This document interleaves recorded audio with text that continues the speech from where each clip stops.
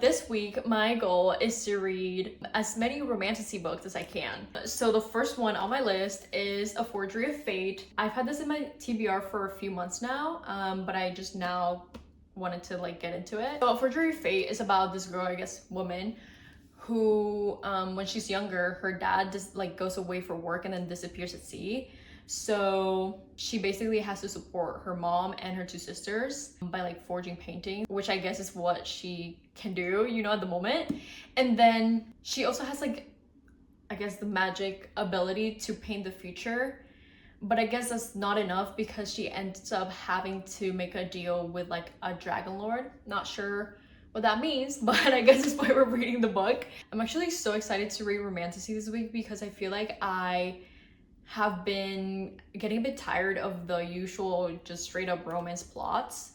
I think I need to like spice it up a bit, you know, change up the scenery, change up the genre. That's why we're doing this week. Okay, so the next one on my list is From Blood and Ash, and if you've looked into like romantasy or if you're on Book Talk, you probably have seen this around. Wait, give you a good look.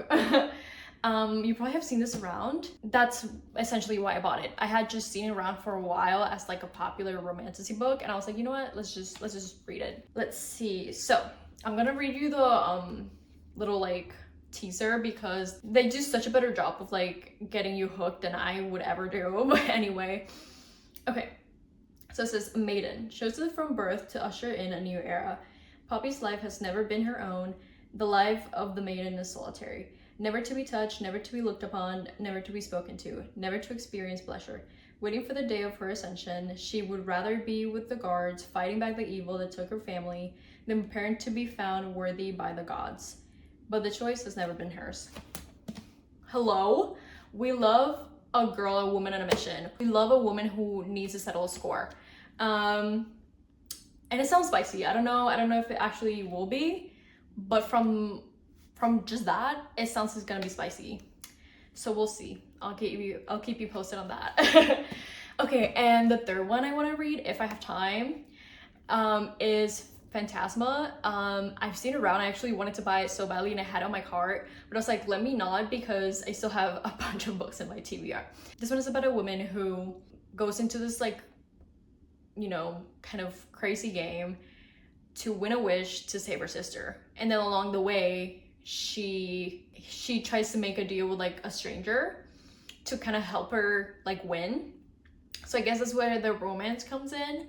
Other than that, I don't know much. I didn't want to read more about like the plot of the book because I wanted to be a bit more surprised. I was intrigued because it was giving Caraval vibes, but also it was giving more mature vibes. I feel like Caraval was more wholesome and maybe for younger audiences. I still enjoyed it, don't get me wrong, but I'm excited to see what the vibe is for Phantasma. I will keep you updated. So I am halfway through the book and I have some updates. So before I talk about the plot and the characters and all that fun stuff, I want to talk about the point of view. Like, point of view is one of the first things I look at before I buy a book.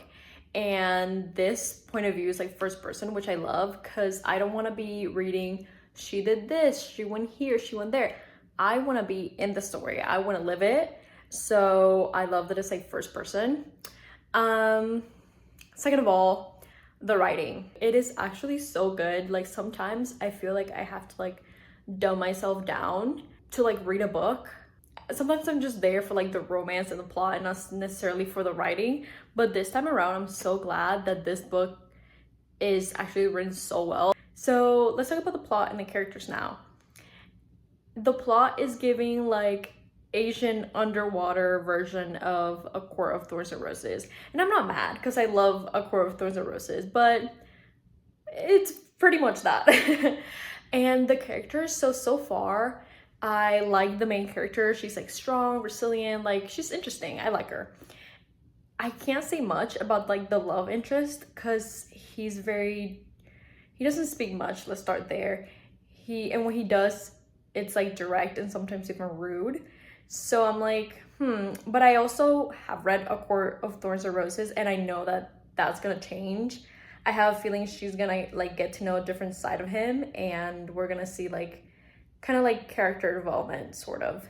So yeah, for now, I can't say I love that character, but I have a feeling it's gonna get better. The one thing about this book that I don't necessarily love is like the underwater theme. I I feel like I have a hard time like imagining the characters because some characters are like mermaids and turtles, and I'm like, I don't know. Like maybe my imagination is too limited, but I just have a hard time with that theme. But I mean, you might like it. You know what I'm saying? You might like the like Atlantis vibe. But yeah, that's the only thing so far where I'm like, I don't know.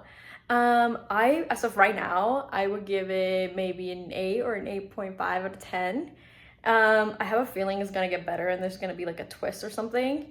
So I'll keep you updated. So I finished Forgery of Fate. It definitely got better. I was like debating between an 8 and 8.5, but I can definitely say it's an 8.5 now. It had a plot twist that I obviously did not expect like at all. I was like, how did I miss it? The plot twist was like revealed. I was like, oh my god, like it makes so much sense. Yeah, so that like I always love a good plot twist, so that made it like way better. So I'm gonna give it an 8.5. I'm still like not loving I still didn't love the underwater like theme, so it's gonna stay at an 8.5 for me. But if you like those themes, like Atlantis vibes, like I don't know, just something like mystical magical, go for it. And the ending was actually really good too, so not a bad book at all. All right, so the next one I was gonna read was from Blood and Ash. I do not know why I picked the thickest romantasy books to read in 1 week. As you can see, I don't know if you can see like my bookmark. I'm still very much reading it, but the main character, she's like the best romantasy character I've seen so far. I don't know, I feel like she's a little bit of everything. She's adventurous, she's funny, she's thoughtful, she's empathetic. Like you read like this book and you're like, I want to be her friend. That's how good her like personality is built up in this book. But let me tell you, the love interest, chef's kiss, so good. So that's where we're at from Blood and Ash. I bought a few books and I'm so excited to read them, so let me show you. First book I want to show you is Only Mine from the Honey Mountain series. This is very much like a small town romance series, and they're standalone books, so I just got this one to kind of like try it out, see if I like it, and if I do like it, I'll just go back for the rest of the series. And this one in particular is very much like an enemies to lovers, so that's why I had to grab this one from the series. Okay, and talking about enemies to lovers, so we have Damaged Goods. This is a new adult romance and is part of the All Saints High series. So this could potentially be another series that I'm gonna like keep reading. So I'll keep you posted. And last but not least, we have Rouge. I'm actually so excited for this one because it is a dark billionaire romance. Like every once in a while, I like to like spice it up with a different type of trope. And this is what we got. This is what we got this week. These books are gonna be my next reading vlog. I'm so excited to read them. I might start with this one, but yeah, I'll like kind of talk about the plot and all that good stuff on that next video. Okay, so that is the end of my book haul. I hope you liked this video, and if you did, please, like it. I'll see you next week. Bye!